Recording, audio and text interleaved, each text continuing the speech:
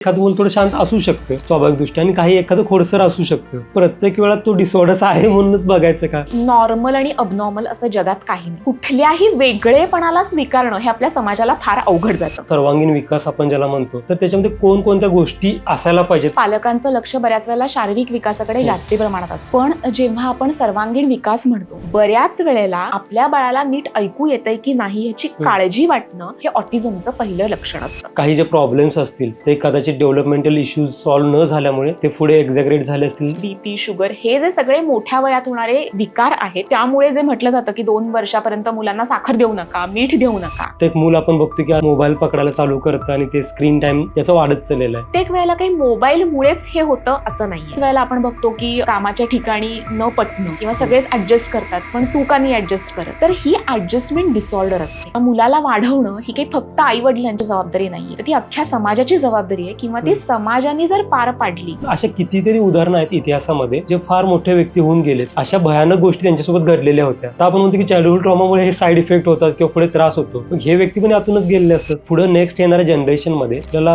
असं मूल व्हायची अशी अपेक्षा असेल, रेझिलियन्स आपण जो म्हणतो तो बिल्ड करायचा असेल, तर साधारण कोणत्या गोष्टी केल्या पाहिजेत? जेव्हा मुलाच्या मेंदूचा विकास चालू असतो तेव्हा त्याच्या आतली सर्किट्स जुळत असतात आणि मग ती कशी जुळतात, सगळे हॉर्मोन्स एकदम शरीरामध्ये हॅवॉक करत असतात आणि त्यामुळे आपण बघतो की ह्या वयातली मुलं खूप हट्टी असतात. तर का, तर त्यांच्या मेंदूत ADHD सारखे आजार असू शकतात. पुढे जाऊन त्याचा काय परिणाम होऊ शकतो त्या मुलावर? तुमचा मुलगा आमच्या मुलांना त्रास देतोय. बऱ्याच वेळेला मुलं मार खातात ह्या गोष्टींमुळे आई वडिलांचा, आणि त्यातनं ते आई वडिलांपासून सुद्धा लांब जातात. नमस्कार, मी doctor Sanjit. Welcome to the healthy show.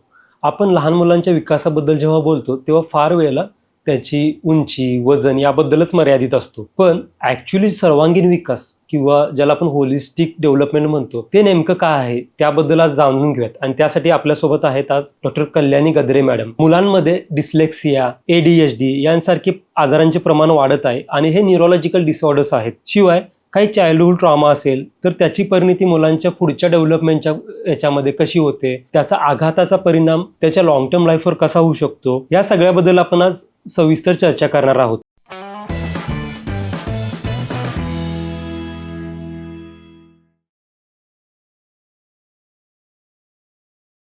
Namaste doctor, welcome to the healthy show. नमस्कार. सगळ्यात पहिलं मला विचारायचं आहे, आजकाल जेव्हा आपण मुलांच्या म्हणजे पालक जेव्हा विचार करतात किंवा आपल्या मुलाचं डेव्हलपमेंट कशी आहे, तर फार वेळा फक्त वजन किंवा त्यांच्या उंची पुरतं मर्यादित राहतं. पण ॲक्च्युली जे होलिस्टिक डेव्हलपमेंट म्हणतो किंवा सर्वांगीण विकास आपण ज्याला म्हणतो, ते जर कन्सिडर करायचं असेल तर त्याच्यामध्ये कोणकोणत्या गोष्टी असायला पाहिजेत असं तुम्ही सांगाल? हे अगदी खरं आहे की आपण जेव्हा मुलांचा विचार करतो तेव्हा त्यांच्या शारीरिक विकासाबद्दल जास्ती बोललं जातं किंवा पालकांचं लक्ष बऱ्याच वेळेला शारीरिक विकासाकडे जास्ती प्रमाणात असतं. पण जेव्हा आपण सर्वांगीण विकास म्हणतो त्यामध्ये शारीरिक विकासाबरोबरच मानसिक विकास, भावनिक विकास, बौद्धिक विकास, भाषेचा विकास आणि आजकाल तर सर्वात महत्त्वाचं म्हणजे सामाजिक विकास, ह्या सगळ्या अंगांमध्ये आपण त्या मुलाचा विकास कसा होतोय ह्याकडे बघत असतो. त्यामुळे जेव्हा एखाद्या मुलाला विकासात्मक वाढीसाठी किंवा त्या पद्धतीच्या काही तपासणीसाठी आमच्याकडे आणलं जातं, त्यावेळेला वजन उंचीच्या पलीकडे कितीतरी गोष्टी असतात, त्या बऱ्याच वेळेला पालकांच्या लक्षात आलेल्या नसतात किंवा त्याबद्दलची जागरूकता अजूनही आपल्याकडे थोड्या प्रमाणात कमी आहे असं म्हटलं तरी चालेल. पण ह्या सगळ्या डोमेन्समध्ये, ह्या सगळ्या अंगांच्या दृष्टीने आपण त्या मुलाचा जेव्हा विचार करतो आणि ह्या सगळ्या प्रकारांमध्ये जेव्हा त्याची वाढ त्याच्या वयानुसार योग्य प्रमाणात असते, त्याच वेळेला आपण त्या मुलाचा एक सर्वांगीण किंवा परिपूर्ण विकास होतोय असं म्हणू शकतो. याला तुम्ही छोटंसं उदाहरण देऊन थोडंसं एक्सप्लेन कराल प्लीज? कारण नक्कीच. मानसिक, भावनिक आणि सामाजिक हे थोडेसे नवीन विषय वाटतात, म्हणजे स्पेशली विकासाबद्दल जर मुलाच्या बोलायचं झालं तर. कारण हा आस्पेक्टनी फार वेळा बघितलं नाही जात की मानसिक विकास पण असतो आणि भावनिक विकास पण असू शकतो त्याचा म्हणून. अगदी खरं आहे. जेव्हा बाळ जन्माला येतं तेव्हा ते लगेच काही चालत नाही, लगेच बोलत नाही, आपल्या सगळ्यांनाच माहितीये. पुढचा काही काळ त्याची डेव्हलपमेंट चालू असते. प्राण्यांचं मूल आणि माणसाचं मूल ह्यातला हा फार महत्वाचा फरक आहे. जेव्हा एखाद्या गाईचं किंवा म्हशीचं बाळ जन्माला येतं तेव्हा ते अगदी काही काळामध्ये पायावर उभं राहतं, पण माणसाच्या बाळाला पायावर उभं राहायला कमीत कमी 9 महिने जातात पोटातनं बाहेर आल्यानंतर. का? तर ह्या पुढच्या 2 वर्षाच्या काळामध्ये, म्हणजे मूल जेव्हा जन्माला येतं त्यानंतर पुढची 2 वर्ष, ह्या पूर्ण काळामध्ये त्याच्या मेंदूचा विकास हा चालू असतो. ज्या वेळेला आपण मेंदू म्हणतो त्यावेळेला त्याचं कार्य हे फार महत्वाचं आणि फार जास्त प्रमाणामध्ये डायव्हर्स आहे. खूप वेगवेगळ्या गोष्टींमध्ये मेंदू काम करत असतो. तो काही फक्त शरीरावर नियंत्रण ठेवत नाही, तर बाकीच्या भावभावना असतील किंवा त्याच्या मनावरचा कंट्रोल असेल, ह्या बऱ्याच गोष्टीत मेंदूचा कंट्रोल असतो. त्यामुळे होतं कसं की जसं बाळाचा शारीरिक विकास होत जातो तसंच त्याच्या मनामध्ये भावना तयार व्हायला सुरुवात होते. त्याला आजूबाजूच्या परिस्थितीची, आजूबाजूच्या वातावरणाची जाणीव व्हायला सुरुवात होते. आपण बघतो की साधारण मूल जन्माला आल्यानंतर 1 ते 1.5 महिन्याचा झाल्यानंतर साधारण इतर माणसांच्या चेहऱ्यांकडे बघून हसायला लागतं. तेव्हा पहिल्यांदा ही काहीतरी ह्या जिवंत व्यक्ती आहेत याची जाणीव त्या बाळाला व्हायला लागते. आणि मग त्यानंतर आपली आजूबाजूची परिस्थिती, आपले आई वडील, आपले नातेवाईक, आपल्या घराबाहेरची व्यक्ती, ह्या सगळ्याची टप्प्याटप्प्याने त्या मुलाला जाणीव व्हायला सुरुवात होते. त्यामुळे काही वेळेला काय होतं, ह्या सगळ्या विकासामध्ये ना मुलांचा भावनिक गोंधळ होतो किंवा सामाजिक गोंधळ होतो. म्हणजे काय की आपण घरात जसे वागतो तसेच आपण प्रत्येक वेळेला बाहेर वागतो असं नाही. समाजाने घालून दिलेल्या काही चौकटी आहेत आणि त्यामध्ये बसण्याचा आपण प्रयत्न करतो आणि त्यात जर एखादी व्यक्ती बसत नसेल तर समाज त्याला स्वीकारत नाही, हे सत्य.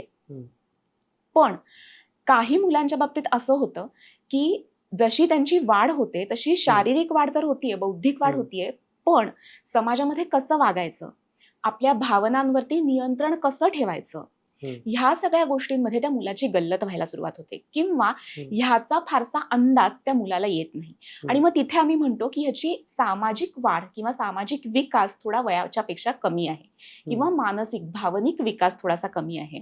मग अशा वेळेला मुलं हायपर ऍक्टिव्ह असणं, काही वेळेला आपण आत्ममग्न किंवा आता ऑटिस्टिक मुलं हा खूप लोकांना माहिती झालेला शब्द आहे. मग अशा वेळेला मूल आत्ममग्न असणं, 4 चौघांमध्ये न मिसळणं, एकट्यानेच खेळणं किंवा इतकी हायपर ऍक्टिव्हिटी, इतका थिरथिरेपणा की अगदी 2 मिनिटंही मूल एका जागी बसू शकत नाही. ह्या सगळ्या गोष्टी जेव्हा वाढीबरोबर, शारीरिक आणि बौद्धिक वाढीबरोबर चालू होतात त्यावेळेला आमच्यासाठी ते परिपूर्ण विकासाचं लक्षण नाहीये. त्यावेळेला मग आम्ही हे असं का होतंय किंवा त्याचा सामाजिक, भावनिक, मानसिक विकास हा वयापेक्षा थोडा कमी आहे का, ह्यासाठी तपासणी करून घ्यायचा पालकांना सल्ला देतो.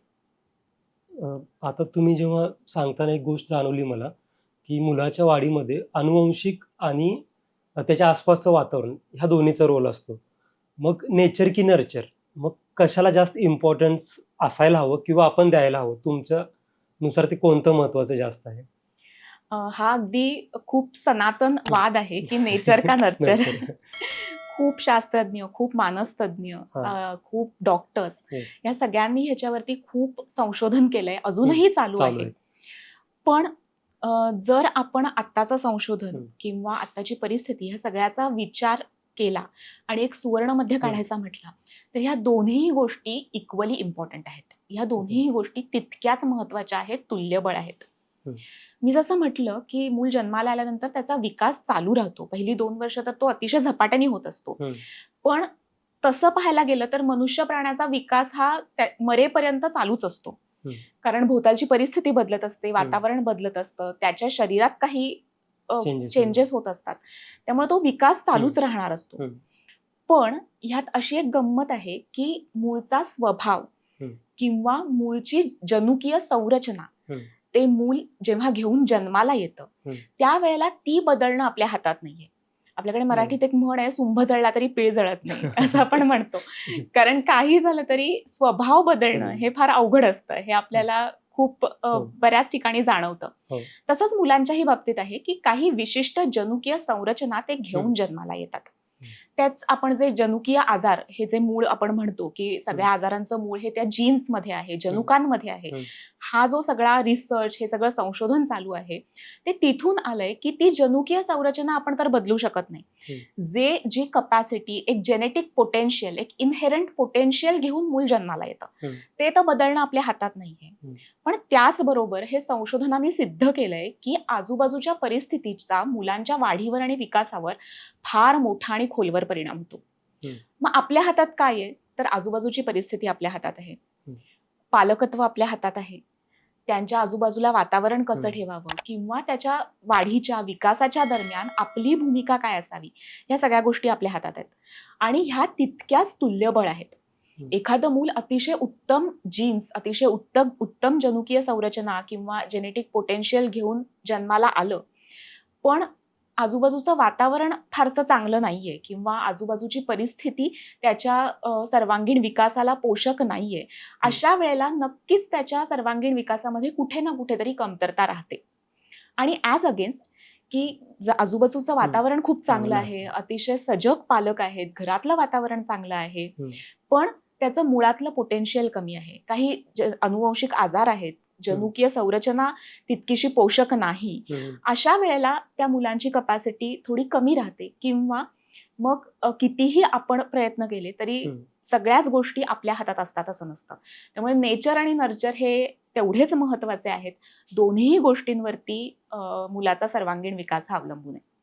म्हणजे तुम्ही म्हणताय की नेचर किंवा जे जेनेटिकल आहेत, समजा मे बी पोटेन्शियल असेल किंवा काही कमी पण असेल, तो आपल्या हातामध्ये नाही आहे. अगदी. पण आपल्या कंट्रोलमध्ये आहे की त्याच्या आसपासचं जे एन्व्हायरमेंट आहे ते आपल्या कंट्रोलमध्ये आहे. म्हणजे आपल्या इन द सेन्स त्या आईवडिलांच्या, त्या फॅमिलीच्या, आणि मग त्यांनी ते बऱ्यापैकी इम्प्रूव्ह केलं तर हायर चान्सेस आहेत की मग बाकीच्या गोष्टी कमी करू शकतो आपण. अगदी खरंय, अगदी खरंय. आपण काही वेळा बघतो की काही मुलं असतात ती फार म्हणतात की अभ्यासामध्ये स्लो असतात किंवा आपले अरे हा ढच आहे असं लगेच लेबल लावलं जातं, किंवा एखादं मूल फार चंचल असतं, तो एका जागी बसतच नाही, की मग त्याला काही खोडकर आहे असं लेबल लावलं जातं की हा फारच चंचल आहे, फारच खोडकर आहे. पण याच्यामध्ये काही वेळा डिस्लेक्झिया किंवा ADHD सारखे आजार असू शकतात, न्यूरोलॉजिकल डिसऑर्डर्स असू शकतात. समजा हे जर ओळखता नाही आलं किंवा वेळीच त्याचं डायग्नोसिस नाही झालं की whether it is a neurological disorders आहे किंवा हे नॉर्मल हायपर ॲक्टिव्ह थोडंसं खोडसळ बाळच आहे, मग नाही कळलं तर पुढे जाऊन त्याचा काय परिणाम होऊ शकतो त्या मुलावर? अगदीच. बऱ्याच वेळेला आणि हे असंच होतं, तुम्ही जे म्हणालात की बऱ्याच वेळेला एखादं मूल हायपर ऍक्टिव्ह आहे, अतिशय चंचल आहे, एका जागी बसत नाही, त्याचा अभ्यासात लक्ष नाही किंवा त्याला पेन्सिल धरता येत नाही, त्याचं अक्षर चांगलं नाही, ह्या सगळ्या गोष्टीचा मूल हट्टी आहे, मूल ढ आहे, मूल ऐकत नाही, मूल मुद्दाम करते, अशी लेबल्स लावली जातात पालकांकडून असेल, शिक्षकांकडून असेल. कारण त्यांची त्यात चूक आहे असं मला अजिबात म्हणायचं नाहीये, कारण त्यांना त्याबद्दलचं ज्ञान नाहीये, त्याबद्दलची सजगता अजून पालकांमध्ये तेवढी पुरेशी आलेली नाहीये. पण मग होतं कसं की अशा मुलांच्या ह्या ज्या काही वृत्ती आहेत किंवा ह्या ज्या विकासातले हे दोष आहेत, ह्या सगळे हायपर ऍक्टिव्हिटी असेल, डिस्लेक्सिया तुम्ही म्हणालात की लिहिण्यामध्ये, वाचण्यामध्ये मुलांना काही दोष असतील त्यांच्या किंवा त्याच्यामध्ये काही त्यांना अडथळे असतील, तर हे सगळे जे ह्या सगळ्या ज्या गोष्टी आहेत ते त्यांच्या विकासात्मक वाढीतले दोष आहेत. ह्यात त्यांच्या मेंदूमध्ये काही प्रॉब्लेम आहे का मोठा, किंवा त्यांच्या मेंदूमध्ये काही बिघाड आहे आणि त्याच्यामुळे हे असं होतंय, तर बऱ्याच वेळेला असं काही नसतं. अर्थात काही मेंदूच्या आजारांची ही लक्षणं ही असू शकतात, नाही असं नाही, पण बऱ्याच वेळेला हायपर ऍक्टिव्हिटी, ऑटिझम हे विकासात्मक वाढीतले दोष असतात. मी जसं म्हटलं की भावनिक आणि सामाजिक विकास पुरेसा झालेला नाहीये, त्याची ही लक्षणं असतात. पण मग होतं कसं की ते त्याची तेवढी पुरेशी समज नसल्यामुळे किंवा जागरूकता नसल्यामुळे म्हणा, ते तसंच राहिलं जातं, ते दुर्लक्षित केलं जातं. आणि मग जसं मूल मोठं होत जातं आणि इस्पेशली जेव्हा ते पौगंडावस्थेमध्ये जायला लागतं, तेव्हा मग मुलाच्या सगळ्या एकंदरीत बिहेवियरमध्ये किंवा एकंदरीत सगळ्या वागण्यामध्ये असे काही बदल घडून येतात किंवा ते दिसायला लागतात आणि ते जाणवायला लागतात आणि मग ते समाजाच्या दृष्टीने फारच अस्वीकार्य किंवा अनएक्सेप्टेबल असं होऊन जातं. आणि मग अशा वेळेला शाळेतनं तक्रारी फार वाढणं किंवा आजूबाजूची मुलं सामावून न घेणं, मुलांचे आई वडील कंप्लेंट्स करतात की बाबा तुमचा मुलगा आमच्या मुलांना त्रास देतोय आणि आमच्या मुलांना सगळं अवघड झालंय, त्यामुळे त्यांना पाठवू नका खेळायला, अशा गोष्टी होतात. बऱ्याच वेळेला मुलं मार खातात ह्या गोष्टींमुळे आईवडिलांचा, शिक्षकांचा. आणि हे सगळ्यात वाईट आहे ह्यासाठी की मुलाला ह्याची जाणीव नाही की आपलं चुकतंय काय किंवा आपलं का चुकतंय, कुठे चुकतंय, काय होतंय ह्याची जाणीव मुलांना नाहीये. पण ह्याची परिणिती अशी होते की त्यांना शिक्षा भोगावी लागते आणि त्यातनं ते आई वडिलांपासून सुद्धा लांब जातात. आई वडिलांची त्यांची जी अटॅचमेंट आहे, जी जवळीक आहे, ती कमी कमी कमी व्हायला सुरुवात होते. आणि त्यात पौगंडावस्थेच्या टप्प्यात आल्यानंतर तर त्यांच्या शरीरामध्ये आणखीनच भावनिक, शारीरिक सगळे बदल व्हायला सुरुवात होतात. आणि त्यामुळे ह्या सगळ्या समस्या खूप जास्त प्रमाणात डोकं वर काढतात. आणि मग ते सोशली अनऍक्सेप्टेबल होतं आणि मग त्याच्याबद्दल मग डॉक्टरांचा सल्ला घेतला जातो किंवा मग काय करायचं हा सगळा विचार केला जातो. बऱ्याच वेळेला मुलं स्कूल ड्रॉपआउट्स होतात, मुलं शाळा सोडून देतात, शिक्षण सोडून देतात, कारण त्याची गोडीच कधी त्यांना लागलेली नाहीये. त्यांना ते कळलेलंच नाहीये की ह्या सगळ्यातनं मार्ग कसा काढायचा, ह्यातनं पुढे कसं जायचं, हे आपल्याला कसं समजेल किंवा हे आपण कसं करायचं. बाकीची मुलं करतायत त्यामुळे आपण ते आणि तसंच केलं पाहिजे हा त्यांचा समज असतो, पण ते त्यांना जमत नाही आणि ती गोष्ट त्यांच्या हातात नाहीये. आणि त्यामुळे मग एकातून दुसरा, दुसऱ्यातून तिसरा असे प्रॉब्लेम सुरू होतात. अगदी आपण बघतो अगदी मोठेपणी बऱ्याच वेळेला जर काही सौम्य स्वरूपात ह्या गोष्टी असतील, म्हणजे सौम्य स्वरूपात हायपर ऍक्टिव्हिटी असेल, सौम्य स्वरूपात ऑटिझम असेल आणि ते काही प्रमाणात निसर्गतः कमी कमी होत जातं किंवा काही प्रमाणात तात्पुरत्या स्वरूपाचे इलाज केल्यावर ते थोडंसं सप्रेस्ड राहतं, थोडंसं तेवढं ओळखू येत नाही. पण पुढच्या आयुष्यात अशा मुलांना खूप समस्यांना तोंड द्यावं लागतं. आणि ह्यातला वाईट भाग असा आहे की त्या प्रौढ माणसं जेव्हा ही मुलं प्रौढ होतात त्यावेळेला कुणालाही न सांगता मनातल्या मनात कुढत ह्या सगळ्याशी लढत ही मुलं राहतात. बऱ्याच वेळेला आपण बघतो की कामाच्या ठिकाणी न पटणं किंवा सतत नोकऱ्या बदलणं, एका नोकरीमध्ये न पटणं. म्हणजे बऱ्याच वेळेला असं म्हटलं जातं अरे सगळेच नोकऱ्या करतात पण तुलाच कसा प्रॉब्लेम आहे, किंवा सगळेच ऍडजस्ट करतात पण तू का नाही ऍडजस्ट करत. तर ही ऍडजस्टमेंट डिसऑर्डर असते जी लहानपणापासून आहे पण ती ओळखू आली नाही म्हणा किंवा त्याची दखल घेतली गेली नाही म्हणा आणि मग ते ट्रेट्स पुढे तसेच राहतात. आणि मग कामाच्या ठिकाणी न पटणं असेल किंवा घरी आपल्या पार्टनरशी न पटणं असेल किंवा घरी घरच्यांशी चांगला सुसंवाद नसणं असेल, अशा सगळ्या छोट्या छोट्या गोष्टी तशाच राहून जातात. आणि खरं म्हणजे ही मुलं जी प्रौढ अवस्थेत आता गेलेली आहेत यांना प्रचंड त्रास होत असतो ह्या सगळ्याचा.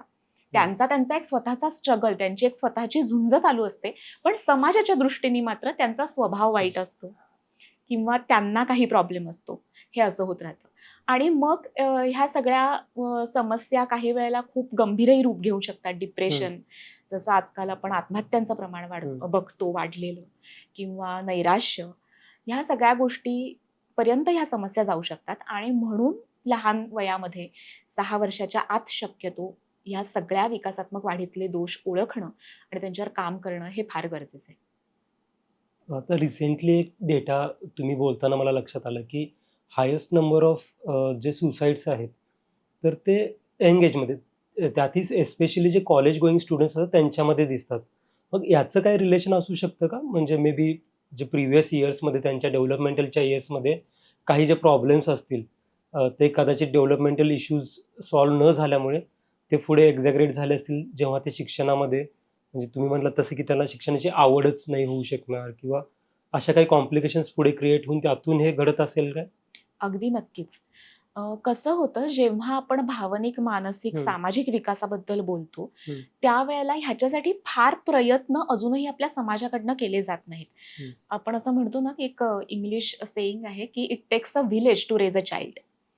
एका मुलाला वाढवणं ही काही फक्त आई वडिलांची किंवा त्याच्या घरच्यांची जबाबदारी नाहीये, तर ती अख्ख्या समाजाची जबाबदारी आहे किंवा ती समाजाने जर पार पाडली तर त्या मुलाचा सर्वांगीण विकास होणार आहे. त्यामुळे काय होतं की जेव्हा लहानपणी मुलामध्ये एखादं आपल्याला जाणवतंय की काहीतरी बाबा थोडंसं वेगळेपण आहे, त्यावेळेला पहिली गोष्ट अशी होते की ते समाज त्याला स्वीकारत नाही. मग त्याबरोबर त्याच्या आई वडिलांना काहीतरी सल्ले देणं किंवा आई वडिलांकडे दयेच्या दृष्टिकोनातून बघणं किंवा त्यांना वाळीत टाकणं, इथपर्यंत गोष्टी घडतात. आणि मग हळूहळू हा जो एकाकीपणा आहे तो त्या मुलाच्या मनामध्ये, घरच्यांच्या मनामध्ये, आई वडिलांच्या मनामध्ये तसाच राहतो. त्याचबरोबर ह्या सगळ्या दोषांमध्ये, विकासात्मक वाढीतल्या दोषांमध्ये ऍडजस्टमेंट डिसऑर्डर हा एक फार मोठा घटक आहे. समाजाशी किंवा बाहेरच्या व्यक्तींशी किंवा समोरच्या व्यक्तीशी जुळवून घेता न येणं हा त्यातलाच एक भाग आहे. मुद्दामून ते मूल तसं करतंय का, तर ते मुद्दामून करत नाहीये, पण ते त्याला जमत नाहीये. अशा वेळेला समाजाकडनं, घरच्यांकडनं किंवा आजूबाजूच्या लोकांकडनं मदतीचा हात त्या मुलाला अगदी लहान वयापासून दिला गेला पाहिजे. पण तो मदतीचा हात दुर्दैवाने आपल्याकडे मिळत नाही. आणि मग ह्या गोष्टी तशाच राहिल्यानंतर पुढच्या वयामध्ये, स्पेशली मी जसं मगाशी म्हटलं की पौगंडावस्थेमध्ये तर सगळे हॉर्मोनल सगळे changes होत इम्बॅलन्स, आणखीन भावनिक, शारीरिक हा सगळाच एक झपाट्याने विकास होतो, सगळे बदल होतात आणि पुन्हा तेच येतं की ती ऍडजस्टमेंट करणं, ते कोप करणं, त्याच्या सगळ्याशी जुळवून घेणं हे फार अवघड होऊन बसतं.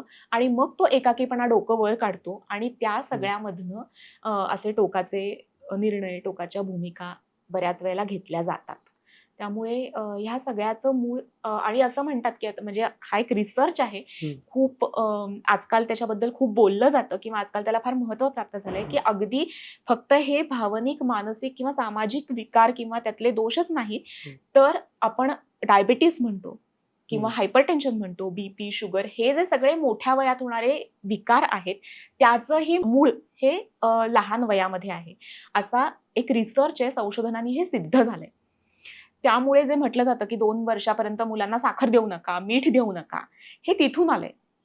म्हणजे ह्या शारीरिक व्याधींचंही मूळ जिथे लहान वयामध्ये आपण आता शोधलेलं आहे, तिथे ह्या सगळ्या मानसिक, सामाजिक आणि भावनिक विकारांचं मूळ तर नक्कीच ह्या बालपणात आहे. त्यामुळे 0 ते 6 वर्ष हा काळ आपल्यासाठी फार महत्वाचा आहे. पण म्हणजे काही वेळा जेव्हा आपण म्हणतो की काही मुलं स्वमग्न असतात किंवा खूप शांत असतात आणि दुसऱ्या टोकाला काही मुलं खूप खोडकर असतात आणि खूप ऍक्टिव्ह असतात. पण हे नेमकं आजार आहे किंवा काही नॉर्मल असू शकतं ना, म्हणजे एखादं मुलं थोडं शांत असू शकतं स्वाभाविकदृष्ट्या आणि काही एखादं खोडकर असू शकतं. मग प्रत्येक वेळा तो डिसऑर्डर्स आहे म्हणूनच बघायचं का? म्हणजे ही पण भीती नको व्हायला निर्माण प्रत्येकाच्या मनात की अरे नाही बाबा माझं बाळ काहीतरी वेगळं करतं, काहीतरी जास्तच ऍक्टिव्ह करतं. मग याला काहीतरी डिसऑर्डर्स आहे का? म्हणजे मग त्याला शोध म्हणजे हे कसं आहे, त्यामध्ये थिन लाईन असेल ऑब्व्हियसली, पण ती ओळखायची कशी? समजा घरी एखाद्या पालकांना, आई-वडिलांना वाटलं किंवा नाही थोडंसं डाऊट वाटतं याच्याबद्दल, मग तशी काही अर्ली सिम्प्टम्स असतात की जी मेजरली डिफाईन करतात की हे डिसऑर्डर्स आहे आणि हे नॉर्मल आहे असं? बरोबर, हा खूप छान प्रश्न आहे आणि याच्याबद्दल बोललं गेलंच पाहिजे.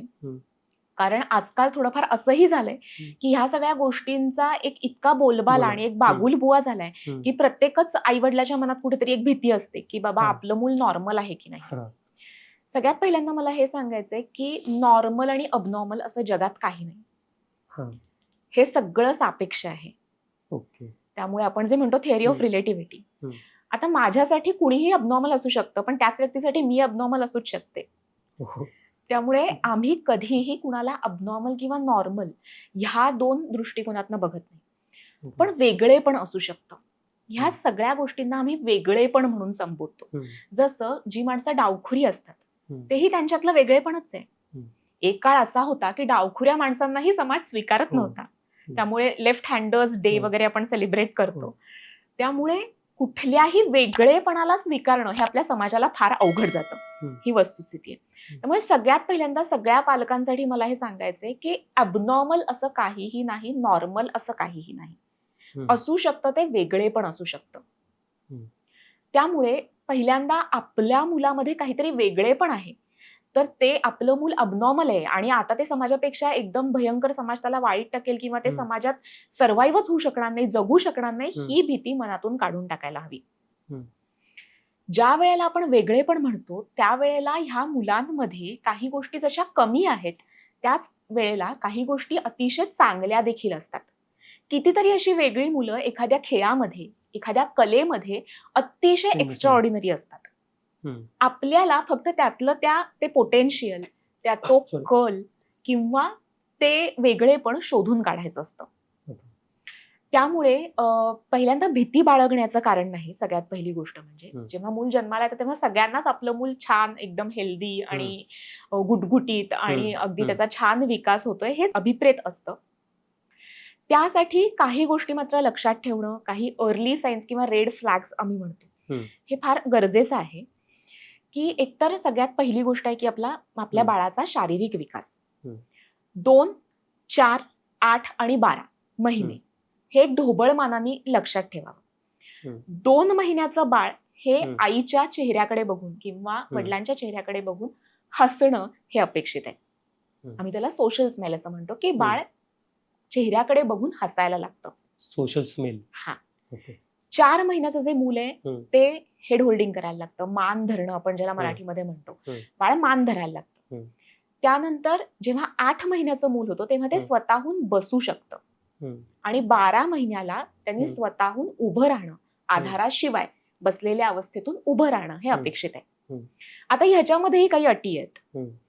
एक महत्वाची गोष्ट म्हणजे हे आपण सगळं जे बोलतोय ते पूर्ण 9 महिने भरलेल्या आणखीन पूर्ण वजन भरलेल्या बाळांविषयी बोलतोय. ज्या वेळेला आपलं बाळ जन्मतः काचेच्या पेटीत होतं, त्याला जन्मतः काही त्रास झालेला होता, जन्मतः त्याचं वजन कमी होतं किंवा पूर्ण 9 महिने न भरता त्याचा जन्म झालाय, अशा बाळांना ढोबळमानाने हे नियम किंवा ही मोजपट्टी लावणं हे तेवढं योग्य नाही. कारण जर बाळ कमी वजनाचं, कमी दिवसाचं असेल तर त्याचा जो पुढचा विकास आहे, त्याची जी पुढची वाढ आहे ती थोडीशी पूर्ण दिवस भरलेल्या बाळापेक्षा मागे असण्याची शक्यता असते. त्यानंतर ते बाळ कॅचअप ग्रोथ म्हणून आमच्याकडे एक संकल्पना आहे की त्यानंतर ते बाळ बाकीच्या मुलांना कॅच करतं विकासाच्या दृष्टीने. पण जेव्हा आपलं बाळ कमी वजनाचं, कमी दिवसाचं असतं त्यावेळेला ही फुटपट्टी लावण्याची गरज नाही. त्यावेळेला तुम्ही डॉक्टरांचाच सल्ला घेणं गरजेचं आहे. पण जेव्हा 9 महिने भरलेलं आणखीन पूर्ण वजन भरलेलं बाळ जेव्हा जन्माला आलंय त्यावेळेला साधारणपणे आपण ह्या 4 गोष्टी शारीरिक विकासाच्या बाबतीत लक्षात ठेवणं गरजेचं आहे. त्याच वेळेला जर ह्या पहिल्या 1 वर्षामध्ये आपल्याला असं जाणवत असेल की अरे माझ्या बाळाला ऐकू येतंय की नाही ह्याची मला काळजी वाटतेय, मी हाक मारल्यानंतर किंवा मोठा आवाज झाल्यानंतर त्या दिशेने बाळ पटकन बघत नाहीये किंवा खेळणं हलवल्यानंतर त्या खेळण्याकडेही फारसं बाळ नीट बघत नाहीये, त्यावेळेलाही लगेच डॉक्टरांचा सल्ला घेणं गरजेचं आहे. आता मी जेव्हा म्हटलं की ऐकू येतंय की नाही अशी काळजी वाटते, बऱ्याच वेळेला आपल्या बाळाला नीट ऐकू येतंय की नाही याची काळजी वाटणं हे ऑटिझमचं पहिलं लक्षण असतं. ही जी स्वमग्न किंवा आत्ममग्न मुलं आहेत त्यांना आजूबाजूच्या वातावरणामध्ये फारसा इंटरेस्ट नसतो. आजूबाजूला काय सुरू आहे ह्याच्याशी फार त्यांना घेणं देणं नसतं. त्यामुळे मग हाक मारलं, साधारण एक 9 महिन्याचं मूल हाक मारल्यानंतर लगेच त्या आवाजाच्या दिशेने बघतं. पण ही मुलं पटकन बघत नाहीत किंवा त्यांना पाहिजे तेव्हाच बघतात. ह्या पद्धतीची लक्षणं अगदी 9 महिन्यापासून आपल्याला दिसू शकतात. किंवा साधारण एक 6-7 महिन्याचं जे बाळ असतं ते कुणीही घेण्यासाठी जर त्याला उचलून घ्यायचा प्रयत्न केला तर अगदी छान त्याच्याकडे पटकन जातं किंवा त्यांना उचलून घेणं आवडतं, तो स्पर्श आवडतो. पण बऱ्याच वेळेला अशा विकासात्मक वाढीतलं जे वेगळेपण आपण म्हणतोय त्या गोष्टींमध्ये हा स्पर्श मुलांना आवडत नाही. काही सेन्सरी इश्यूज ह्या मुलांना असतात. म्हणजे आपले जे 5 सेन्सेस आहेत, 5 ज्ञानेंद्रिय आहेत, त्यांच्यामध्ये काही हायपर सेन्सिटिव्हिटीज किंवा हायपोसेन्सिटिव्हिटीज असतात. मी जसं म्हटलं की पटकन आवाजाकडे न बघणं, आवाज फारसा न आवडणं, कुकरची शिट्टी झाली किंवा मोठ्यांदा रस्त्यावरनं गाडी गेली आणि त्यांनी हॉर्न वाजवला, त्या मोठ्या आवाजाने ही मुलं इतकी दचकतात आणि कानावर हात ठेवून रडायला लागतात किंवा हा आवाज त्यांना सहनच होत. ही हायपर सेन्सिटिव्हिटी. अगदी जरी रोज आपलं घर समजा रस्त्यावर आहे आणि रोज गाड्या जात आहेत, रोज दिवसभर गाड्या जात आहेत, एका पॉइंट नंतर मुलं त्या सवयीची होतात. मुलांना ते सगळं सवयीचं होतं, एका पॉइंट नंतर ती घाबरेनशी होतात. पण ज्या वेळेला एखाद्या मुलाला ही हायपर सेन्सिटिव्हिटी असते त्यावेळेला ती सवय त्यांना होत नाही, ती कानावर हात ठेवून रडायला लागतात, कुकरची शिट्टी सुद्धा त्यांना सवयीची होत नाही. अशा बारीक सारीक गोष्टी ह्या पहिल्या वर्षामध्ये पालकांनी ऑब्झर्व्ह करणं हे गरजेचं आहे. त्यानंतर जसं मूल 1 वर्षाच्या पुढे जातं, 1 वर्षाचं एज लिमिट क्रॉस करतं, त्यानंतर मग ह्या गोष्टी काही वेळेला अधिक प्रमाणात जाणवायला लागतात. जसं की इंटरॅक्शन न करणं. जेव्हा आपण बाळाला साधारण 1 ते 2 वर्ष ह्या वयामध्ये जेव्हा आपण बाळाला काही गोष्ट सांगतो, त्याच्याबरोबर गाणं म्हणतो, एखादी छोटी कविता म्हणतो, त्यावेळेला बाळांना ते खूप आवडतं. त्यामुळे ती मुलं टाळ्या वाजवायला लागतात किंवा त्या माणसाच्या व्यक्तीच्या चेहऱ्याकडे बघतात किंवा हसतात, एक्सप्रेशन्स देतात. हे व्यक्त होणं आहे आणि हे व्यक्त होणं जर कमी असेल तरीही थोडासा डॉक्टरांचा सल्ला घेणं हे गरजेचं आहे. आणि 2 वर्षाला जर 2 शब्दांची वाक्य बाळ बोलत नसेल तर नक्कीच त्याच्या भाषेचा विकास हा त्याच्या वयापेक्षा कमी झालाय असं आपण म्हणू शकतो. आपल्याकडे हे खूप कॉमनली म्हटलं जातं किंवा एक कॉमन एक समज आहे हा, समज आहे. की हा मुलं थोडी उशिरा बोलतात हा, किंवा हो. घरी त्याचे आई मुलींच्या वडील पेक्षा मुलं स्लो असतात, हा एक समज आहे. अगदी किंवा घरी आई वडील उशिरा हम्म. बोलले होते तर हा. त्यांची मुलंही उशिरा बोलतील. हम्म. तर प्रत्येकच वेळेला असं होतं असं नाही. हम्म. त्यासाठी बाळाची इंटरॅक्शन किंवा हम्म. बाळ बोलण्याचा प्रयत्न करतंय की नाही हे फार महत्वाचं आहे. 2 वर्षाला बाळाने 2 शब्दांचं वाक्य जे अर्थपूर्ण असेल असं बोलणं गरजेचं आहे. म्हणजे अगदी मला पाणी दे वगैरे अशी पूर्ण वाक्य वगैरे बोलण्याची अपेक्षा नाही, पण कमीत कमी पाणी दे ह्या शब्दांमधली सुसंगती किंवा ह्याचा अर्थ हे समजून बोलणं हे 2 ते 2.5 वर्षाच्या बाळांनी अतिशय गरजेचं आहे. आणि हे जर असेल तर बाळाचा सामाजिक, भाषिक विकास आणि भावनिक विकासही त्याच्या वयाप्रमाणे योग्य आहे असं म्हणता येऊ शकतं. त्यामुळे हे साधारणपणे ही एक ढोबळमानानी लक्षणं आहेत, जी जर तुमच्या मुलामध्ये आढळली किंवा जर तुम्हाला असं वाटलं की बाबा ह्याच्यामधलं काहीतरी आपल्या मुलामध्ये आहे, तर आपण डॉक्टरांचा सल्ला घेणं गरजेचं आहे. ह्याच्या पुढची जबाबदारी डॉक्टरांची असते. त्यामुळे ह्यानंतर काय करायचं किंवा जे बॉर्डर लाईन तुम्ही जे म्हणालात की खूप थिन रेषा असते, खूप पातळ रेषा असते, की काही मुलं बुजरी असतात आणि मग नंतर त्यांना जसं एक्सपोजर मिळतं, जशी शाळेत जायला लागतात तशी ती ओपन अप होतात, तशी ती सोशल व्हायला सुरुवात होते. अशी मुलं आणि स्वमग्न मुलं ह्यांच्यामध्ये आपण कशी निवड करतो किंवा कसं कोणाला ट्रीटमेंट द्यायची गरज असते किंवा कोणामध्ये ते वेगळेपण आहे हे पुढचं ओळखून त्याला पुढचं तुम्हाला सल्ला देणं हे डॉक्टरांचं काम आहे. पण ही जर लक्षणं ढोबळमानाने 2 वर्षापर्यंत आईवडिलांना आढळली, तुमच्या डॉक्टरांचा सल्ला नक्की घ्या. आणि आणखीन एक महत्वाची गोष्ट आहे, ह्यातलं काहीही जरी नाही आढळलं तरीही माझा असा सल्ला आहे की 2 वर्षाला फक्त डेव्हलपमेंटल असेसमेंटसाठी तुमच्या बालरोग तज्ञांना जरूर भेटा. फक्त तुमच्या बाळाचा सर्वांगीण विकास होतोय की नाही किंवा ह्या 2 वर्षामध्ये त्याच्या वयानुसार त्यांनी विकासाचा पल्ला गाठलाय की नाही हे बघण्यासाठी म्हणून एकदा आवर्जून तुमच्या बालरोग तज्ञांचा सल्ला घ्या. हे फार गरजेचं आहे, कारण जितक्या लवकर आपण ह्या सगळ्या गोष्टी ओळखू तितकं त्या बाळाचं पुढचं आयुष्य सुकर होतं, तितकं त्याच्यावरती आपण त्याला चांगली ट्रीटमेंट देऊ शकतो. मॅम, युजली बालरोग तज्ञांचा जेव्हा हे येतो विचार येतो किंवा पेडियाट्रिशियनचा, तर जेव्हा बाळ आजारी पडतं, बाळ म्हणजे त्याला सर्दी, खोकला, ताप किंवा अशा रिलेटेड काही गोष्टी झाल्या तेव्हाच पेडियाट्रिशियनकडे नेलं जातं आणि त्यांनी त्याबद्दलच मोस्टली ट्रीटमेंट देतात किंवा त्याबद्दल सांगतात. पण तुम्ही जी गोष्ट बोलतात ती डेव्हलपमेंटल पेडियाट्रिक्स म्हणजे ज्याच्यामध्ये तुम्ही प्रॅक्टिस करतात, ही तशी नवीन संकल्पना आहे असं मला वाटतं. मग यांच्यात जे जनरल पेडियाट्रिशियन्स असतात आणि जे डेव्हलपमेंटल पेडियाट्रिशियन्स असतात यांच्यामध्ये नेमका फरक काय असतो? म्हणजे तुमचा कोर कशामध्ये असतो की ज्याच्यामध्ये तुम्ही फोकस्ड वर्क तुमचं असतं त्याच्यामध्ये? आम्ही मुळात बालरोग तज्ञच असतो, फक्त त्याच्यामध्ये त्यानंतर आम्ही काही अभ्यास केलेला असतो, फेलोशिप असेल किंवा त्यातला आणखीन पुढचा कोर्स असेल, ज्यामधला फोकस हा मुलांची डेव्हलपमेंट हा असतो, त्यांचा विकास आणि विकास फक्त ह्याच बद्दल आम्ही पुढचा अभ्यास केलेला असतो. जसं आपण बघतो की आजकाल ह्या गोष्टी खूप वाढल्यात, विकासात्मक वाढीतले दोष असतील, ऑटिझम, हायपर ऍक्टिव्हिटी, या सगळ्या गोष्टींचं प्रमाण खूप वाढलंय, कारण सगळं वातावरण खूप बदलतंय. त्यामुळे फक्त मुलांच्या विकासावरती लक्ष केंद्रित करणारी एक ब्रांच असणं हे फार गरजेचं झालं. कारण आपण जसं म्हटलं की बालरोग तज्ञांना सर्दी, ताप, खोकला आणि हे बाकीचे आजार ह्याच्यामधून ह्या सगळ्या गोष्टींना एक वेगळा वेळ देणं हे प्रत्येक वेळेला शक्य होतं असं नाही. काही ते देतातही, पण प्रत्येक वेळेलाच ते शक्य होईल असं नाही. आणि ह्या सगळ्या गोष्टी ना थोड्याशा वेळखाऊ आहेत. म्हणजे असं नाही होत की पहिल्यांदा तुमच्याकडे ते बाळ आलं आणि तुम्ही लगेच, जसं आपण ताप, सर्दी, खोकल्यासाठी जातो तेव्हा लगेच डॉक्टर चेक करून औषधं लिहून देतात आणि 4-5 दिवसात बाळाला बरं वाटायला लागतं. तसं होत नाही, कारण डेव्हलपमेंट ही एक कंटिन्युअस प्रोसेस आहे, ती कायम चालू असणारी गोष्ट आहे. त्यामुळे आज बाळ ज्या टप्प्यावर आहे 6 महिन्यांनी ते त्याच टप्प्यावर असेल असं नाही. त्यामुळे बाळाला कंटिन्युअस फॉलोअपला बोलवणं, त्यानंतर त्याच्यामध्ये पालकांना काही सल्ले देणं किंवा त्याच्याकडनं काही अशा ऍक्टिव्हिटीज करून घेणं, त्याच्या काही वेगळ्या तपासण्या करून घेणं, ह्या सगळ्याला खूप वेळ लागतो आणि भरपूर वेळ देऊन हे करणं गरजेचं असतं, तरच आपण त्याच्या मुळापर्यंत पोहोचू शकतो. आणि हे करण्याचं काम एक डेव्हलपमेंटल पेडियाट्रिशियन करतो, ज्यामुळे त्याला फक्त बाळाच्या विकासावर लक्ष केंद्रित करणं शक्य होतं.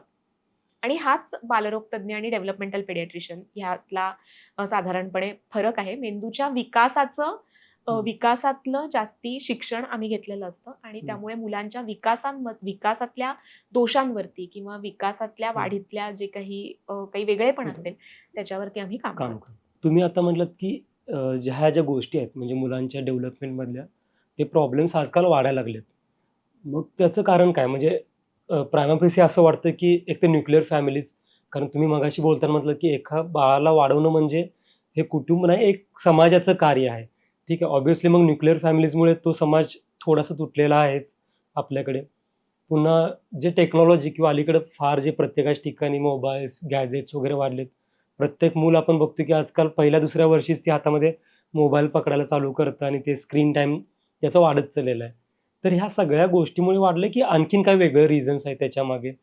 की दरवेळेला आपल्याला समाजाला पण एक सवय असते की कोणतं तरी एक्सक्यूज द्यायचं की याच्यामुळे हे झालं किंवा कॉज आणि इफेक्ट जोडायचा. म्हणजे आजकाल मोबाईलमुळं मुलं जास्त पाहतात म्हणताना याच्यामध्ये हा फरक पडतोय. म्हणजे हे खरंच असं रिलेशन आहे की वेगळं काही कारण आहे अजून याच्यामागे? बरोबर. तर ह्या मागे ना ही सगळी कारणं आहेत. आपण मगाशी जे बोललो की नेचर आणि नर्चर, नर्चर. कुठल्याही आजाराच्या किंवा हम्म. कुठल्याही विकाराच्या बाबतीत ह्या दोन्ही गोष्टी काम करतात. हम्म.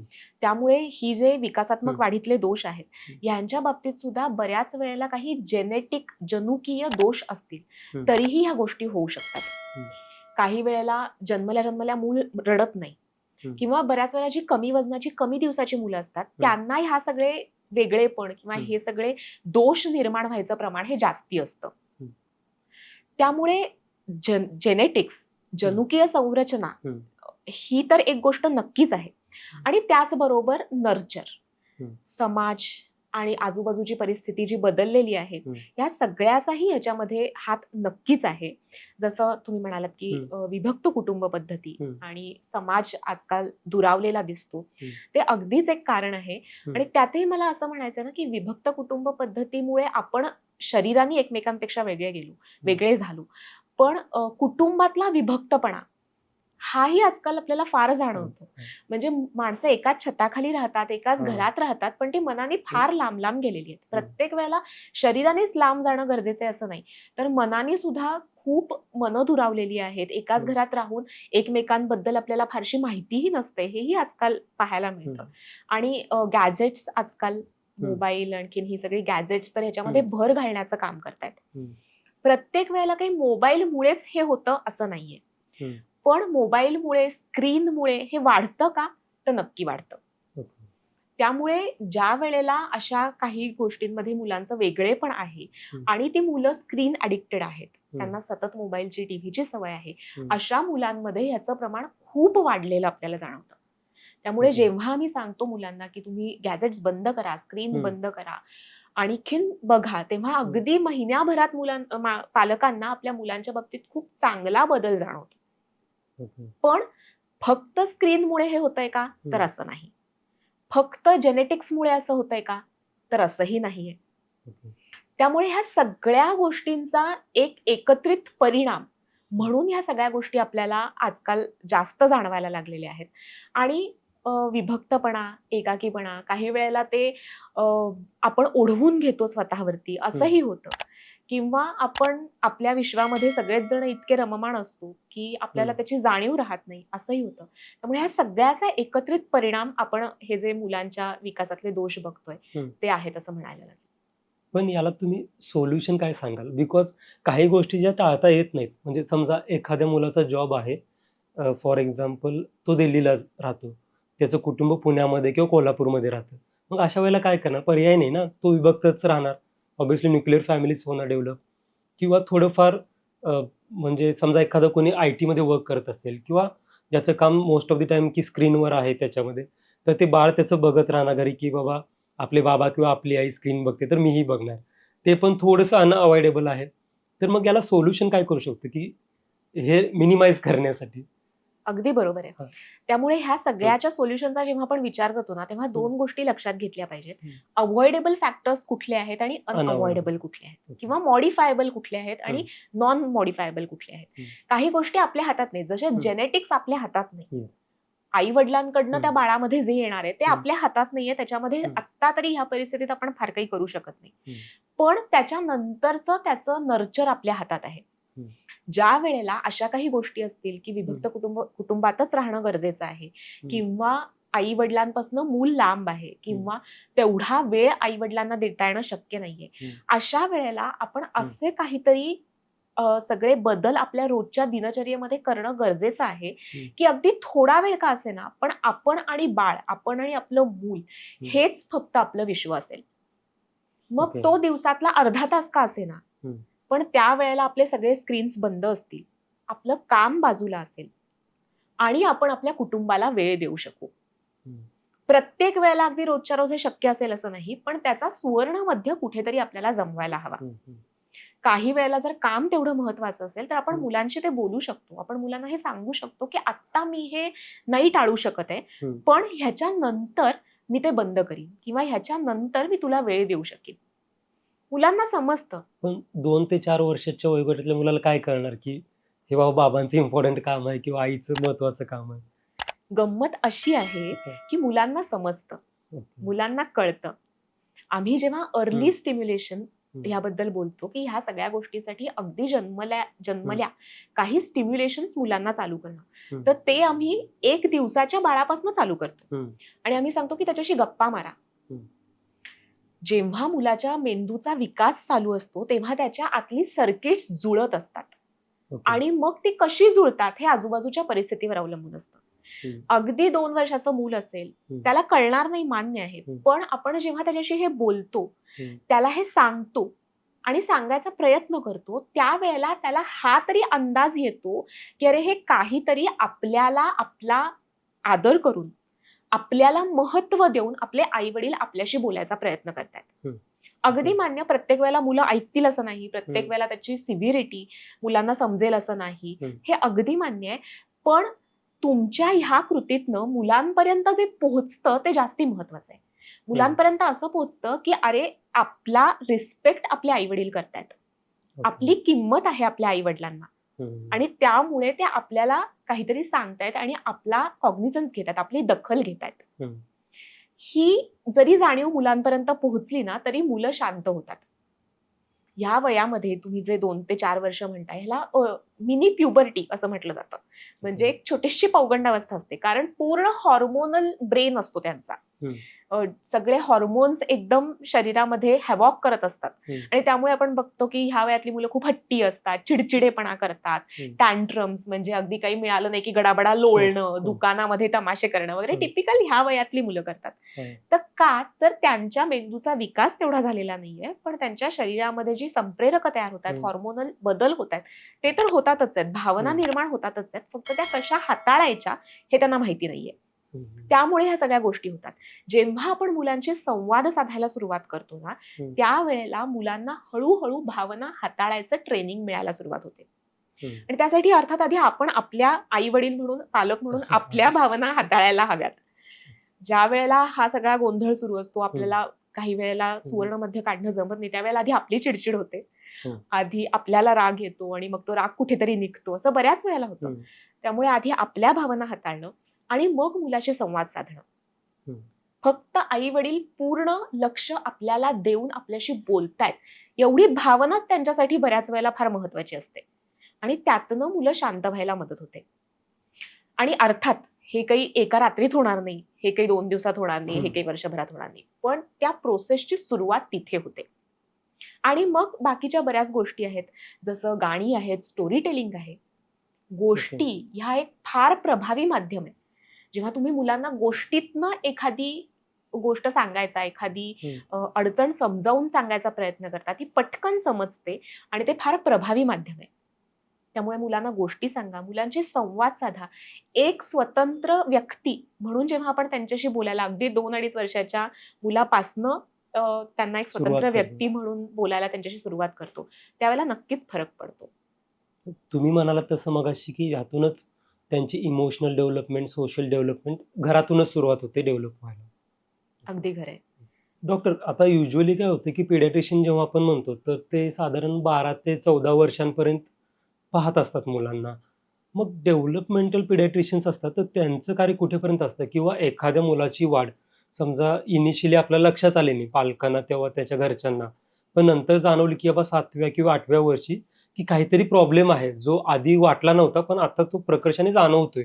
मग अशा वेळेलाही त्यांनी डेव्हलपमेंट पिडियाट्रिशियन्सकडे गेले तर त्याच्यावर उपचार किंवा काही ट्रीटमेंट्स होऊ शकते किंवा काही चेंजेस आपण सजेस्ट करू शकतो त्यांना? नक्कीच. डेव्हलपमेंटल पेडियाट्रिशियन म्हणून 0 ते 18 वर्ष ह्या वयोगटामध्ये आम्ही काम ओके. करतो. त्यामुळे 18 वर्षापर्यंत कुठलाही साधारणपणे आपल्याकडे हं. 18 वर्षानंतर त्या व्यक्तीला प्रौढ समजलं जातं हं. किंवा त्याचं हं. टिपिकली हं. पेडियाट्रिक या एज ग्रुपमध्ये ते हं. मूल बसत नाही. हं. त्यामुळे अगदी 6-7 वर्षानंतर सुद्धा आपल्या हं. मुलामध्ये आपल्याला काही वेगळेपण जाणवलं, काही हं. काळजी वाटली, हं. तर नक्कीच आपण डेव्हलपमेंटल पेडियाट्रिशियनचा सल्ला घेऊ शकतो. फक्त यात गंमत अशी असते की 0 ते 6 वर्ष हं. हा वयोगट अशासाठी महत्वाचा आहे की हं. तोपर्यंत मेंदूचा विकास अजून चालू असतो. ओके. 90% विकास हा 2 वर्षापर्यंत पूर्ण होतो हं. आणि त्यानंतर राहिलेला हा 6 वर्षापर्यंत चालू राहतो. हं. त्यानंतर मात्र मेंदूच्या विकास व्हायला फार हं. आपल्याकडे स्कोप राहत नाही. म्हणजे हं. कसं असतं ना, 6 वर्षापर्यंत मेंदू हा साधारणपणे प्लास्टिक सारखा किंवा हं. एक मातीच्या गोळ्यासारखा, ओल्या मातीच्या गोळ्यासारखा असतो. त्याला आपण आकार देऊ शकतो. त्याच्यामधली सर्किट्स अजून पूर्णपणे तयार झालेली नसतात. हं. त्याच्यामुळे ती जुळवू शकतो आपण, जे आपण नर्चर हं. म्हणतो, जे आपण की त्याची जी त्याचं जे अपब्रिंगिंग, त्याचं जे पालकत्व, त्याची हं. जी वाढ आहे, सामाजिक विकास वगैरे, ह्या सगळ्यासाठी प्रयत्न करून आपण ती त्याच्या मेंदूमधली सर्किट्स आपल्याला हवी तशी जोडून घेण्याचं काम हं. किंवा प्रयत्न 6 वर्षापर्यंत केला तर त्याचे फार चांगले फायदे होतात. कारण हं. मूल अजून डेव्हलप होतंय, ब्रेन अजून डेव्हलप होतोय, विकास मेंदूचा चालू आहे. त्यानंतर ते थोडंसं अवघड जातं. हं. कारण मेंदूचा विकास पूर्ण झालेला असतो. हॉर्मोन्स पण बऱ्यापैकी प्रमाणात शरीरामध्ये सेटल झालेले असतात. हं. त्याच्यामुळे ते थोडंसं अवघड जातं. पण अशक्य असं काही नाहीये जगामध्ये. त्यामुळे कधीही 18 वर्षापर्यंत असं वाटलं, की बाबा आपल्याला थोडंसं मार्गदर्शनाची गरज आहे किंवा आपल्या बाळामध्ये, आपल्या मुलामध्ये काहीतरी वेगळं जाणवतंय, तर हं. डेव्हलपमेंटल पेडियाट्रिशियनचा सल्ला तुम्ही नक्कीच घेऊ शकता. ओके. जे मगाशी बोललात किंवा 2 वेळा अंडरलाईन केल्यासारखं वाटलं मला, की वेगळं पण जाणवते, नॉट ॲबनॉर्मल. ही गोष्ट प्रत्येकाने लक्षात ठेवायला पाहिजे. म्हणजे एखाद्या मुलाबाबतीत ते वेगळं पण असेल, ॲबनॉर्मल असणार नाही. अगदी खरंय आणि हां. मी जसं म्हटलं, की माझ्यासाठी जर एखादा माणूस अबनॉर्मल मी म्हणतीये, हां. तर त्या माणसासाठी मी अबनॉर्मल आहे. हं. तसंच ज्या वेळेला ह्या मुलांना आपण हं. अबनॉर्मल म्हणतो, हं. त्यावेळेला आपण त्यांच्या नजरेतून जर बघितलं, तर हं. बाकीचं सगळं जग त्यांच्यासाठी अबनॉर्मल आहे. ओके. असं आहेच ना शेवटी. हं. त्यामुळे काहीही अबनॉर्मल नाही, काहीही नॉर्मल हं. नाही. असेल तर ते फक्त वेगळेपण आहे. आपण फार वेळा ऐकतो, की चाइल्डहूड ट्रॉमा. तर ही टर्म आजकाल फार येते म्हणजे स्पेशली ॲडल्टच्या बाबतीमध्ये. म्हणजे तुम्ही मगाशी जो उदाहरण दिलं त्यातून जाणवलं, की ते समजा लहानपणी त्या बाळाच्या संबंधित काही डेव्हलपमेंटल इश्यूज असतील, ते रिझॉल्व्ह नाही झाले, तर ते मोठेपणी जाणवू शकतात. म्हणजे त्याच्या नोकरीच्या बाबतीत किंवा त्याच्या इंटरपर्सनल रिलेशनशिप्सच्या बाबतीमध्ये ह्या गोष्टी होऊ शकतात. मग ह्याचंच कारण जोडलं जातं, की चाइल्डहूड ट्रॉमा किंवा डेव्हलपमेंटल प्रॉब्लेम्समध्ये.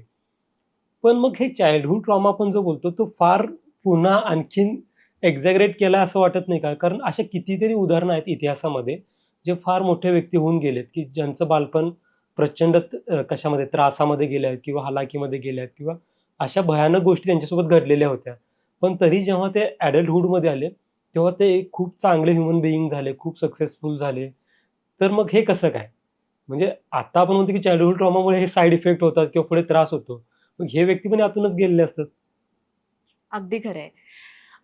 काय आहे ना, चाइल्डहूड ट्रॉमा ही हं. अशी एक गोष्ट आहे, की जी प्रत्येक वेळेला जाणवतेच असं नाही. हं. म्हणजे अगदी जेव्हा काही वेळेला कमी वजनाचं बाळ असेल किंवा हं. जन्मल्यावर काही बाळाला त्रास झाला, तर हं. आपण त्याला काचेच्या पेटीत ठेवलं जातं. हं. बरोबर. त्यावेळेला ते बाळ आईपासनं वेगळं हं. झालंय. जे हं. बाळ आईच्या गर्भामध्ये हं. 9 महिने 9 दिवस होतं किंवा काय 8 महिने हं. असेल, इतका मोठा काळ आईजवळ, आईच्या हं. गर्भामध्ये होतं. आईला ओळखायला लागलेलं होतं. हं. आईवरती अवलंबून होतं. ते अचानक अशा एका जगात येतं आणि त्यातही आपण त्याला आईपासनं वेगळं केलेलं आहे. हं. हं. तर हाही एक प्रकारचा ट्रॉमाच आहे. ओके. आलं लक्षात. त्यामुळे हो. आता तर असं म्हणजे असं आता संशोधनाने सिद्ध झालंय आणि बऱ्याच NICUs मध्ये ही प्रॅक्टिस आहे की रूमिंग इन, की जेव्हा बाळाची ट्रीटमेंट त्या ICU मध्ये चालू आहे त्यावेळेला आईला ते आतमध्ये बोलवून घेतात. सगळ्या सेप्टिक प्रिकॉशन्स बाळगून आई आतमध्ये येते आणि बाळाशी बोलते, बाळाला हात लावते, ती स्पर्शाची भाषा बाळाला समजते आणि त्यातनं आजारातनं बाहेर यायला त्या बाळाला मदत होते. हे संशोधनाने सिद्ध झालंय. त्यामुळे ट्रॉमा जेव्हा आपण म्हणतो त्यावेळेला खूप पद्धतीचा ट्रॉमा ना कळत नकळत लहानपणापासून चालूच असतो. तो सगळ्यांच्या बाबतीत होत असतो. काही वेळेला काही मुलांच्या बाबतीत खूप मोठ्या प्रमाणावर होतो. काही घरातल्या कुठल्या व्यक्तीची, खूप जवळच्या व्यक्तीचा मृत्यू असेल किंवा आई वडील सेपरेट होणं असेल, अशा गोष्टींच्या माध्यमातून असेल किंवा आजकाल तर लैंगिक शोषण हेही खूप मोठी गोष्ट झालेली आहे. अशा वेळेला तो खूप जाणवून येतो किंवा अतिशय खूप मोठ्या प्रमाणावर तो घडतो. पण अगदी जेव्हा मूल शाळेत पहिलं पाऊल टाकतं, पहिल्यांदा शाळेत 3 वर्षाच्या मुलाला आई सोडते त्या रडणाऱ्या मुलाला आणि घरी जाते, तेव्हाही त्याच्यासाठी तो ट्रॉमाच आहे ना. कारण एवढ्या सुरक्षित वातावरणातनं आईच्या मांडीवरनं उठून त्याला आई सोडते एका दिवशी आणि निघून जाते. त्यामुळे खूप वेगवेगळ्या प्रमाणात आणि वेगवेगळ्या पद्धतीच्या ट्रॉमाला मुलं आणि आपण सगळेच सामोरे जात असतो. ह्यात मेख अशी आहे की जी व्यक्ती किंवा जे मूल त्याच्याशी चांगल्या पद्धतीने ऍडजस्ट करतं किंवा कोपअप करतं, त्याच्याशी कसं जुळवून घ्यायचं किंवा त्या ट्रॉमा नंतर सुद्धा कसं परत आपल्या पायावरती उभं राहायचं, हे ज्याला समजलेलं आहे तो आयुष्यामध्ये यशस्वी झालेला आपण बघतो. आणि आपला इतिहासही हेच सांगतो. ज्या मोठ्या मोठ्या व्यक्तींना आज आपण अतिशय आदरणीय आहेत या व्यक्ती आणि अतिशय आदराने आपण त्यांची नावं घेतो, जे आपले आदर्श आहेत आपण बघतो. अगदी शिवाजी महाराजांपासून आपण नावं घेतली तर आपल्याला लक्षात येईल किती मोठे मोठे ट्रॉमा अगदी लहान वयामध्ये ह्या लोकांनी सहन केलेत. पण तिथे मग रेझिलियन्स येतो, तिथे बाउन्सिंग बॅक कपॅसिटी येते की कसं पुन्हा त्या ट्रॉमामधनं, त्या सेटबॅक मधनं परत यायचं. ही भावनिक लवचिकता ज्या वेळेला मूल शिकतं किंवा ज्या मुलांमध्ये, ज्या माणसांमध्ये आहे, ती माणसं यशस्वी होतात असं आहे. आजकाल प्रश्न तिथेच येतो की ही भावनिक लवचिकता कमी झालेली आहे. भावनिक विकासामध्ये काय होतं की बऱ्याच वेळेला ती आपल्या स्वतःच्याच भावना ओळखणं हेच मोठं मुलांसाठी चॅलेंज होऊन बसतं. म्हणजे स्वतःच्या भावना ओळखायलाच मुलं कमी पडतात. त्यानंतर त्या कशा हाताळायच्या हे त्यांना समजत नाही आणि मग त्याच्या पुढची गोष्ट भावनिक लवचिकता येते. त्यामुळे ह्या सगळ्यामध्ये कुठेतरी आपण किंवा आपली मुलं कमी पडतात आणि त्यामुळे आजकाल तो रेझिलियन्स कमी झालाय किंवा मुलं तेवढी भावनिकदृष्ट्या लवचिक राहिलेली नाहीयेत असं आपल्याला लक्षात येतं. मग आपण जेव्हा शिवाजी महाराज किंवा आणखी मोठ्या लोकांची अशी उदाहरण बघतो की ज्यांचं बालपण मध्ये काही ना काही ट्रॉमा त्यांच्यासोबतही घडलेला आहे, पण समहाऊ म्हणजे बाय नेचरमुळे म्हणा किंवा आणखीन कोणीतरी त्यांच्यासोबत तेव्हा असेल की ज्यातून ते परत बाहेर पडले असेल, डेव्हलप झाले असेल, रेझिलियन्स त्यांच्यामध्ये डेव्हलप झाला असेल. ह्या गोष्टी कदाचित आपल्याला माहीत नसतील. मग हेच आताही होऊ शकतं. म्हणजे जे मूल निसर्गिकरित्या स्ट्रॉंग आहे ते कदाचित ते कोपअप करेल किंवा त्याला तशी सपोर्ट सिस्टीम नोईंगली अनोईंगली डेव्हलप झाली तर ते सुद्धा कोपअप करेल. पण समजा ही सिस्टीम डेव्हलप नाही झाली किंवा त्याच्यामध्ये नॅचरली ते काय म्हणतात त्याला, ती कपॅसिटी बिल्ट नाही झाली की ती कोपअप करण्याची, तर मग त्याचे कॉन्सिक्वेन्सेस किंवा प्रॉब्लेम्स होऊ शकतात पुढे जाऊन. मग आता इथून पुढेचा जो समाज आहे, म्हणजे आजकाल आहेच आता ऑलरेडी खूप जास्त कॉम्पिटिशन किंवा म्हणजे ह्या गोष्टी क्युआटिक होत चाललेल्या आहेत. तर पुढं नेक्स्ट येणाऱ्या जनरेशनमध्ये समजा आपल्याला असं मूल म्हणजे व्हायची अशी अपेक्षा असेल की ज्याच्यामध्ये अपयश पचवण्याची इच्छा हे असेल, शक्ती असेल किंवा रेझिलियन्स आपण जो म्हणतो तो बिल्ड करायचा असेल, तर साधारण कोणत्या गोष्टी केल्या पाहिजेत की तो युज्युअली डेव्हलप होईल त्यांच्यामध्ये? अगदी खरंय. आणि आजकाल किंवा इथून पुढच्या काळामध्ये तर हीच गोष्ट सगळ्यात महत्वाची असणार आहे. बुद्धिमत्ता असेल किंवा बाकीच्या गोष्टी असतील ह्या तर आहेतच, पण ह्याच्यापेक्षा जास्ती जे मूल रेझिलियंट आहे, जे मूल या सगळ्या परिस्थितीशी जुळवून घेऊ शकतं, तेच तग धरू शकणार आहे हे आपल्याला जाणवायलाच लागले ऑलरेडी. तर ह्यासाठी ना एक सगळ्यात महत्वाची गोष्ट अशी असते ना की आई वडील म्हणून किंवा पालक म्हणून आपण किती रेझिलियंट आहोत, आपण किती भावनिकदृष्ट्या लवचिक आहोत आणि आपण परिस्थितीशी कसे जुळवून घेतो. मुलं सांगून ऐकत नाहीत, मुलं बघून शिकतात. हम्म. जर मूल बघतंय की आपले पालक हम्म. ऍडव्हर्सिटीशी कसं कोपअप करताय, हम्म. ज्या काही विचित्र परिस्थिती येतात त्यांच्याशी कसं जुळवून घेतायत आणि हम्म. कसे त्यातनं मार्ग काढतायत, कसे हम्म. त्यातनं पुढे जातायत, हे जी मुलं बघतात ती आपोआप रेझिलियंट होतात. हम्म. त्यांना वेगळं शिकवायची गरज खूप कमी वेळेला भासते. त्यामुळे बरोबर. सगळ्यात पहिल्यांदा आपल्याला जर रेझिलियंट मूल तयार करायचं असेल, आपल्याला त्या मुलाला सगळे अपयश पचवायला आणि सगळ्या ऍडव्हर्स परिस्थितीशी जुळवून घेण्यासाठी केपेबल बनवायचं असेल, तर त्यासाठी त्याच्यासमोर एक छान उदाहरण सेट करायला हवं. आणि ते आपण आपल्या स्वतःच. वागण्यातनं करणं अतिशय महत्वाचं आहे, कारण सगळ्यात पहिले रोल मॉडेल पालक असतात हं. आणि त्यानंतर मुलं घराबाहेरचे आदर्श शोधतात. हम्म. त्यामुळे पहिले आदर्श आई वडील, हम्म. आपण आपल्या वागण्यातनं, आपल्या कृतीतनं. आता अगदी साधी गोष्ट आहे की पूर्वीच्या काळी मोठ्या भावंडांचे कपडे, पुस्तकं, शाळेचं सामान धाकट्या भावंडांनी वापरणं हे किती हो. नॉर्मल आणि हो. नॅचरल होतं. हो. म्हणजे हो. ह्याच्यात काहीच हो. वेगळं काहीच Yes. नव्हतं. Yes. Yes. पण आज आपण असं बघतो का? नाही. आज आपण असं नाही बघत. हं. त्यामुळे आता अगदी छोट्या छोट्या गोष्टीही फार मोठं काहीतरी, फार वेगळंच काहीतरी झालं. म्हणजे ह्या मुलाकडे एखादी गोष्ट आहे आणि ती तुझ्याकडे नाही, तर मग ती कशी आली पाहिजे किंवा मग ते कसं तुझ्याकडे असेल, ह्याच्यासाठी आपण त्याला थोडासा प्रयत्न परिवर्तन. करण्यासाठी शिकवतो किंवा त्या Yes. पद्धतीने आपला विचार असतो. Yes. पण ठीक आहे, ह्याच्यामध्ये फार काही मोठं नाहीये. हम्म. हा जेव्हा दृष्टिकोन मुलांमध्ये यायला सुरुवात होईल किंवा निसर्ग ना पूर्ण रेझिलियन्स वरती ऑपरेट करतो.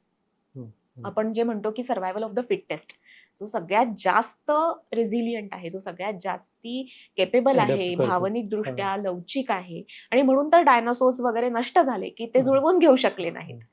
तर ह्या सगळ्या उदाहरणातनं, ह्या सगळ्या गोष्टीतनं आपण मुलांना हा रेझिलियन्स शिकवू शकतो. त्यामुळे सगळ्यात पहिल्यांदा आपण रेझिलियंट असणं फार गरजेचं आहे आणि त्यानंतर असे आदर्श मुलांसमोर घालून दिले पाहिजेत की ज्यांच्या कृतीतनं मुलं रेझिलियन्स शिकतील. आणि पुन्हा परत एकदा मी तेच सांगते की गोष्टी इथे फार परत एकदा महत्वाचं काम करतात. गोष्टीतनं मुलं खूप शिकतात. आता जाता तक मला शेवटचं विचारायचं आहे की युजली पालक म्हणून आपण ना मुलांचं फिनान्शियल प्लॅनिंग करत असतो किंवा एज्युकेशनल प्लॅनिंग करत असतो, पण डेव्हलपमेंटल प्लॅनिंग ह्याच्यावर पण काही थोडंसं विचार व्हायला पाहिजे का? आणि अशा कोणत्या महत्त्वाच्या 3 गोष्टी तुम्ही सांगाल की बाबा ज्याच्याकडे प्रत्येक पालकानं लक्ष दिलं पाहिजे म्हणजे मुलांच्या डेव्हलपमेंटल प्लॅनिंग करत असताना? अगदी खरंय आणि खूप चांगला प्रश्न आहे हा. डेव्हलपमेंटल प्लॅनिंग हे खूप महत्वाचं आहे. एक तर सगळ्यात महत्वाची गोष्ट म्हणजे शारीरिक विकास. मुलांचं फिजिकल डेव्हलपमेंट व्यवस्थित होतंय की नाही. त्याच्यामध्ये फक्त काही वजन आणि उंची वाढणं एवढ्याच गोष्टी मर्यादित नाहीयेत, तर त्याच्या वयानुसार ज्या ऍक्टिव्हिटीज त्यांनी करणं अपेक्षित आहे त्या सगळ्या त्याला करता येत आहेत की नाही, ही एक गोष्ट झाली. त्यानंतर दुसरा मुद्दा असा येतो की मुलाचा सामाजिक, भावनिक, मानसिक विकास. हे फार महत्वाचं आहे आत्ताच्या दृष्टीने. आणि मग त्यासाठी आपल्याला काय करायला लागेल, तो अधिक चांगल्या पद्धतीने घडून येण्यासाठी आपल्याला काय करायला लागेल. म्हणजे आपण जेव्हा पुढच्या दृष्टीने विचार करतो की बाबा आपलं मूल आपल्याला कसं असायला हवंय, समाजामध्ये काय म्हणून त्यांनी वावरणं आपल्याला अपेक्षित आहे, ही एक जेव्हा पालकांच्या मनामध्ये काही विशिष्ट संकल्पना असते, तर त्यासाठी मग आपल्याला आत्तापासनं त्याचा हा सगळा भावनिक आणि सामाजिक विकास कशा पद्धतीने करणं गरजेचं आहे ह्याचा थोडासा विचार अगदी लहान वयापासून करणं हे गरजेचं आहे. आणि दुसरी गोष्ट, पुन्हा मुलाचं पोटेन्शियल, मुलाच्या आवडीनिवडी आणि त्याचं म्हणणं, ह्या सगळ्या गोष्टी ह्या फार महत्वाच्या आहेत. कारण ती एक स्वतंत्र व्यक्ती आहे, फक्त आपला त्याच्यावरती अधिकार नाही. त्यामुळे त्याच्या मनात स्वतःची काय प्रतिमा आहे आणि त्याला पुढे जाऊन स्वतःची प्रतिमा कशी असायला हवी आहे, म्हणजे आयडियल सेल्फ म्हणून एक कन्सेप्ट आहे की मी कसं असायला हवं, अशी प्रतिमा प्रत्येक मुलाच्या मनामध्ये हळूहळू तयार होत असते. तर हा मुलाचा आयडियल सेल्फ काय आहे हे आपण समजून घेणं फार गरजेचं आहे. आणि प्रत्येक वेळा तो आपल्याला पटणारा असेल असं नाहीये, पण त्याचा स्वीकार करणं, फारच काहीतरी वेगळं असेल, फारच काहीतरी समाजाच्या दृष्टीने अनऍक्सेप्टेबल असेल, तर त्यावेळेला तुम्ही नक्कीच तिथे मुलाला समजवा किंवा तज्ञांचा सल्ला घ्या. पण मुलाच्या भावना, मुलाचा विचार, मुलाच्या डोक्यातली स्वतःबद्दलची प्रतिमा आणि आपल्या डोक्यातली आपल्या मुलाबद्दलची प्रतिमा, ह्या दोन्हीचा मेळ घालणं हे फार महत्वाचं आहे. थँक्यू मॅम, तुम्ही इथे आज आलात आणि खूप छान गप्पा मारल्यात आपण. आणि मला पूर्ण विश्वास आहे की हा पॉडकास्ट पाहिल्यानंतर प्रत्येक पालक हा विचार करेल की what is normal, what is abnormal पेक्षा डिफरंट काय आहे. म्हणजे there is nothing call abnormal, there is nothing call normal, फक्त डिफरंट असू शकतं. आणि मग पहिल्यांदा स्वतः ते रेझिलियंट बनतील आणि डेफिनेटली मग आपल्या मुलांच्यामध्येही त्याच गोष्टी डेव्हलप करण्याचा प्रयत्न करतील. पुन्हा एकदा धन्यवाद मॅम, थँक्यू व्हेरी मच. धन्यवाद.